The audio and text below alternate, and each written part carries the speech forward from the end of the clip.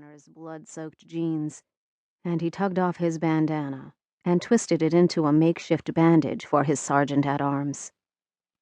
Just a flesh wound. Bullet tore the muscle when it grazed my calf. I've had worse. Just need a hand to my bike. Gunner took the bandana and tied it around his leg. An inch taller than Jagger, and with a shaved head and pierced ear, Gunner was a slab of solid muscle with strength unmatched by any of the brothers in the club, making him a shoo-in for sergeant-at-arms at their biannual executive board elections.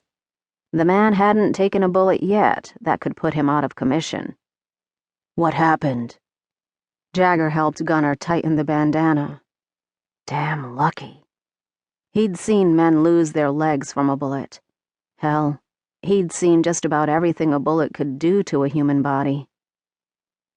We smelled smoke out back. Gunner bent his leg, testing his weight. Cole went to investigate. I heard a couple of shots, so I ran out with a fucking AK-47. Couldn't find Cole, but I saw 4 guys in cuts in our yard. Definitely bikers. But it was too dark to see their patches. One of them was carrying a gas can and was pouring gasoline along the north wall of the clubhouse. Another was in the woods, and the other 2 are at the weapon shed unloading our new shipment of AKs into a truck. Fuck. Jagger scraped a hand through his hair. Could this night get any worse?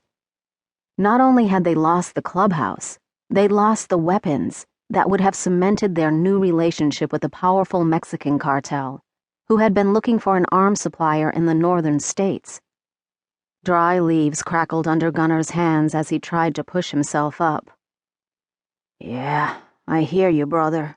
And I did my fucking best to save those weapons. I headed into the trees, planning to come up behind the 2 at the shed. By that time, there was nothing I could do to save the clubhouse. The flames had already spread across the south and west walls. But damned if one of them heard me. He got me in the leg before I could get off a shot.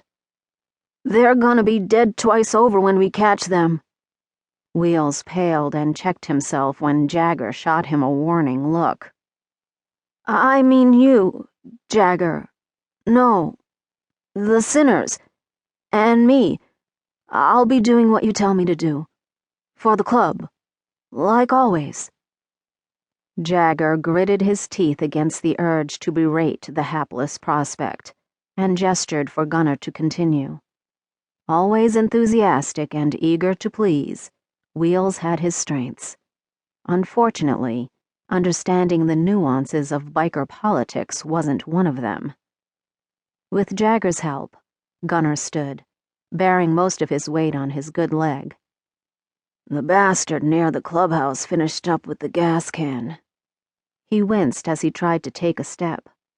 He was on his way to the truck when a dude on a piece of shit Kawasaki Ninja raced into the yard. I heard tires skidding, and then a crash near the weapon shed. I grabbed my gun and just fired blind in the direction of the noise. Then the truck blasted out of here. Jagger sent Wheels to the shop to investigate, and then helped Gunner to his bike.